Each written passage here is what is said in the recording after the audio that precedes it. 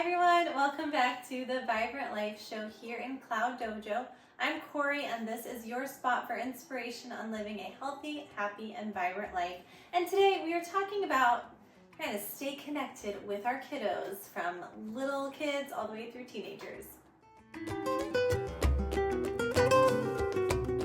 Before we get into it, I just want to make it really clear that yes, I've worked with a lot of kids, I've studied child psychology in college, and I also raised my own. That's it. That's the extent of my experience and my knowledge. So if something doesn't resonate with you, then it's just maybe not right for you, or maybe not right for you at this time. So I definitely don't want to seem like I'm pushing my advice on anyone. I just hope that something that comes across inspires you in some way. And if it's just not right for you, like no hard feelings at all. So we're going to start out with a simple one, which is scheduling. This is sort of a no-brainer, but one that's so hard to implement. It's finding the time to actually connect one-on-one with your kids. I feel like in this day and age, that is really important all the time. Baby through teenager through adult. You want to make sure that you've got it on your calendar. It's so easy to get overwhelmed with everything we have to do. Some of us are working multiple jobs, trying to cook healthy food, trying to find time for ourselves, our friends, our spouse, all the things. It's really important to look at that schedule, and I have other videos coming out about how to schedule. One big component is you cannot fit it all in, so you have to figure out what are your priorities. I would say one-on-one time with my kids is a priority. It doesn't have to be a big chunk of time really often. We do try to make time where both myself and their dad have time just with one of them one-on-one, like go out to a movie or go bowling together or something like that every once in a while. But really, a lot of it is 10-15 minutes at night to check in, having the time between when I drop my older daughter off and the time when I drop my younger daughter off. That's our time. The evening time is more for the older daughter. So finding those moments where, okay, I'm here to just check in, to spend some quality time with you. It sends a really important message, and it also gives time to catch those things that, if they go unchecked, can turn into bigger problems. So that brings me to my next piece, which is what to do to make sure that those little things don't turn into big things. Those little issues that kind of start within your kids as something small. Maybe somebody said something to them at school and it kind of bothered them, and they've been thinking about it a lot. But before they think about it too much and it blows up in their mind, or more of that type of stuff happens at school and they don't know what to do or how to tell you about it, it kind of can catch it before it becomes a big problem if you follow a few principles. One is that scheduled check-in time, but two is how we use it. So this is something I really work on in my kids. Your kids will let you know, right? They tell you when you start to make it hard for them to talk to you. They'll tell you, and if you can listen to that and not just dismiss it, it's really valuable information. So the thing that I do is I kind of start to give advice before I'm asked to give advice. So my daughter will say, this thing happened at school and it was really hard and really frustrating. And I'll say, well, did you try? Da da da da da. I feel like I'm better at this with my friends, but with my kid, I'm like, I want to fix it right now, But think of her like a friend. You want to stop and take some time to just acknowledge what your child said to you and validate it, no matter how odd it feels or how easily fixable it feels. That's their thing that was hard for them. There was no easy answer for them in that moment, so it doesn't feel right when there's an easy answer for you. We've got to take time to stop and just go, oh wow, how'd you feel about that? Oh my gosh, yeah, that does sound da-da-da, whatever you were feeling. Like, I can really see how you would feel that way. And actually try to get in their shoes and try to imagine what it must have felt like to be them and to have that experience. And if you don't know, keep asking questions until you really get a sense of what that was like for them. Also, when they tell you, when my kid tells me, hey, I did not like how you just handled that, it's so hard not to get defensive, but I really try to say, okay, so you did not like when I just repeat it back to them. Like, I'm hearing you. What you said is something that is landing with me. You didn't like when I just immediately gave you advice. That's a way that I gain trust and respect with my mutual respect with my kids. So it helps keep the connection, which is going to be so important long term. And it's age appropriate, right? I'm not like a 3-year-old's going to have different conversation with me than my 13-year-old, right? A younger child, it's going to be a lot more simple and basic, but I still want to find ways to like make sure that they feel that I'm someone who can validate whatever it is that's coming from them. Otherwise, if I'm just dismissing them, it's going to break the connection down over time. Another way that I keep up the connection with our kids is that they can always tell us the truth, and we are not going to punish them for being honest with us. It's tricky, right? Because sometimes your kid will come to you and tell you, confess something they did, and in the moment, you might be really upset about the thing that they did. But long-term, big picture, it's so much better that they come to you and they tell you the truth.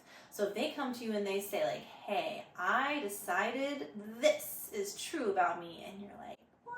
That's totally influenced by these people, and that's not a good decision, and that's gonna affect you long-term in this bad way.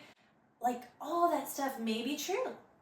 But if they come to you with whatever truth is up for them at that moment, or they confess that they did something and they want to do it again, and that's their truth at that moment, it's going to help them, like in the long run of their life, to have someone they can use as a sounding board to figure things out. I want to be the person who hears it and goes, okay, give me a minute.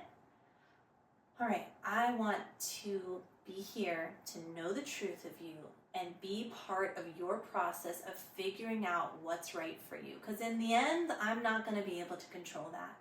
So like if my little kid comes to me and says like, I took candy from, that secret stash up in the cabinet, figured it out, I'm going to say, wow, like, thanks for telling me. I really appreciate that you can be honest with me when you do something that you know is not right. So I do make sure they know, like, that action, do you understand that that was against the rules? Okay. All right, so like talk to me about it. And then that's developing their executive functioning and their ability to analyze their own behavior. So tell me about it. Tell me about what you were feeling before you took that candy. Tell me about what your thought process was when you decided to do that. Did you think at that point? Do you think, oh, I'm gonna do it. I know it's wrong, but I'm gonna do it anyway. I'm going to break a rule, okay? And how do you feel now that you've done that? And then we just kind of talk through it. And I just keep reiterating, I appreciate that you came to me and you talked to me about it. And, I may make adjustments to help steer them towards better choices next time. I will definitely practice things with them that help them build self-control, help them build a sense of morality. It's not that I'm not going to address what they did and try to fix that so that it doesn't happen again. It's just that in the moment, I want to stay cool. I don't want to overreact because I want them to get in the habit of telling me the truth, even when they know the truth was wrong, even when they know that I'm not okay with that truth. In general, maybe in life, I want them to always know I'm okay with them. I'm okay with them making mistakes. I'm okay with them making mistakes and wanting to do those mistakes again. I'm okay with them figuring life out, and I want to be here for it because I think I can help better in the long term as someone they can trust and that they can come to than I would just as someone who like holds a hard line all the time. And also better than someone who's just like totally passive and doesn't have any rules, so then there's like nothing to break. I don't want to do that. I want to have rules, I want to have boundaries, I want to have guidelines, and I want to be someone that you can tell the truth to no matter what. All right, so let's specifically talk about older kids who can write and are kind of developing that analytical thinking. So maybe age 7, 8, and above. We don't always have time to check in and catch all the things that may be going on in their life. We might not always have time for those good heart-to-hearts that get out all the things that might have happened at school or when we weren't there, or even between us that they felt upset about and didn't know how to explain in that moment. So number one, we don't always have the time. Number two, most kids I would say have times when something's bothering them and they don't quite know how to say it or tell us, even if we really do make it safe to talk about anything. So that's why I have reflection pages. So I've made them in Canva. They're like specific to each kid. It could be daily, it could be weekly. Our kids just fill them out quickly in the morning and at night. And it just is asking basically kind of the same question in a few different ways. Like, did anything come up that bothered you? Do you have any questions about anything? Is there anything else you'd like to share with us? Just a few of those questions each day to just make sure they know we care, we're thinking of them, and we want to know what's going on. So I don't know how many of you know this, but my background, one of the things that I used to do was run a martial arts school. And as a martial arts and self-defense teacher, I really learned how so many unsafe situations happen for children because they don't have someone they can talk to and problem solve with before they get sucked into something that was really dangerous, or if something uncomfortable or unsafe is starting to happen and they're feeling uncomfortable about it, they didn't have anyone that they could really tell about it, or that they felt like nobody cares or everyone's too busy, and they just kind of shoved under the rug the earlier red flags that then led to really bad situations. So I think that's a big motivator for me in making this video, is I want to make sure as many people have the tools as possible to help keep communication open with your kids. So another piece I wanted to share about connecting with kids, and this is actually one of the reasons that I started my martial arts school specifically, was because I wanted to teach kids in this way. And that is through play. That is through imagination and games and immersive experiences. That is how I believe children, and maybe everybody, learns best, through story. So we do have the reflections that ask, open-ended but pretty straightforward questions, but we also make sure to have some time that is more playful, that gets kids thinking outside the box. And I think this is good for bigger concepts and more nuanced type of, information gathering, if you will, from your kids. So for a younger kid, the way this would look is simply imaginative play. So let's say your kid is dealing with any tough issue.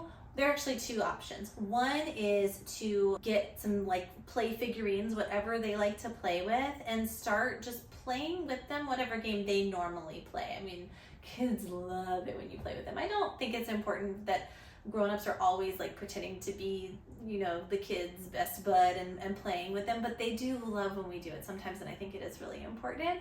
So yeah, just get those figurines and start playing out scenarios with your kids. Let them lead at first, and then, as you get into it, they basically are in another world. Their imagination just takes over.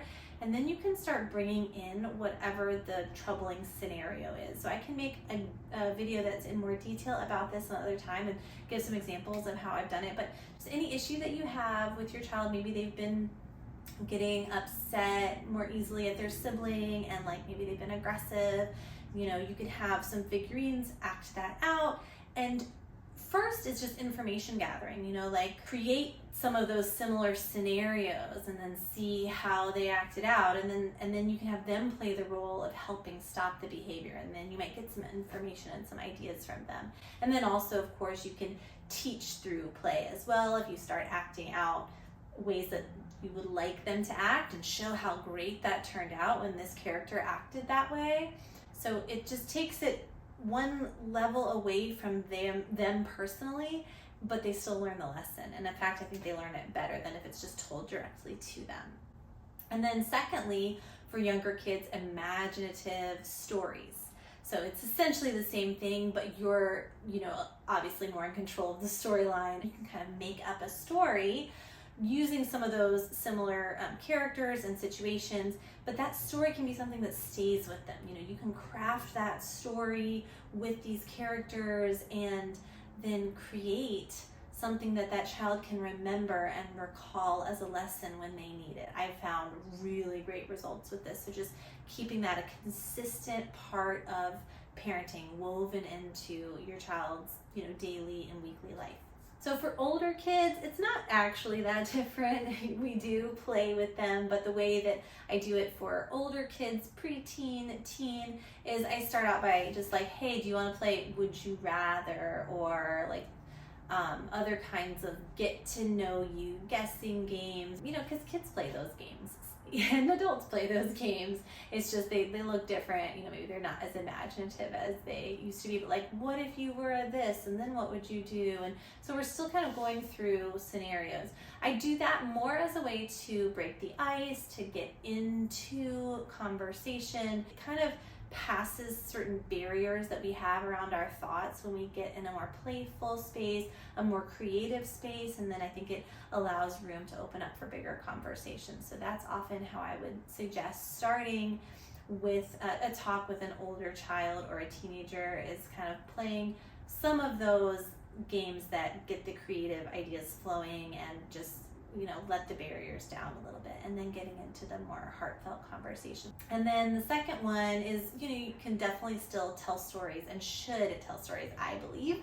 That I should tell stories to my older kids, to my teenager. It's just more real life, related stories. It's not always like about the raccoon and the badger anymore, like I used to tell her. It's more, here's a story from my life, and here's something I learned from it, or here's a story I heard, or sometimes there's some really great stories from my family's background, from the Celtic background, from different traditions, and then there's also stories just from around the world that have lots of value in them. So we love to talk about different cultures in our family and the wisdom that comes from them, and share stories, and there are so many great stories with some really good wisdom for life in them. All right, I think those are all my ideas for today. I hope you found something inspirational, something you could relate to. If you did, be sure to subscribe down below, because there is more content like this coming. Thank you all so much for watching. Here is wishing you a healthy, happy, and vibrant week ahead. I'll see you next time in Cloud Dojo. Bye.